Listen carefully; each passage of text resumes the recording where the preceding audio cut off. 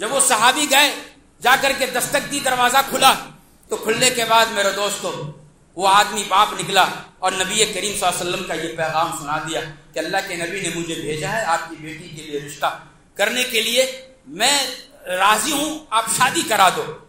رب کائنات کی قسم ہے، ابھی اس باپ کا ایک پاؤں دروازے کے باہر اور دوسرا اندر ہی تھا کہ اللہ کے نبی کا پیغام آ گیا، سنا دیا۔ اب اگر وہ انکار کرتا ہے، نبی کریم صلی اللہ علیہ وسلم ناراض اور اقرار کرتا ہے، تو نہ جانے بیٹی کیا کہے گی، کس طریقہ پر ان کے ساتھ نواح کرے گی۔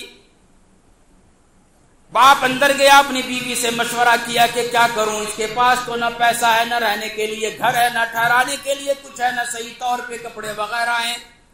لیکن میرے دوستو بیٹی یہ تمام باتوں کو ماں اور باپ کی سن رہے تھے۔ بیٹی آگے آئی اور ماں سے کہنے لگی کہ اللہ کے نبی صلی اللہ علیہ وسلم نے پیغام بھیجا ہے، تو ایسی صورت میں یہ شادی کرنے کو تیار ہوں۔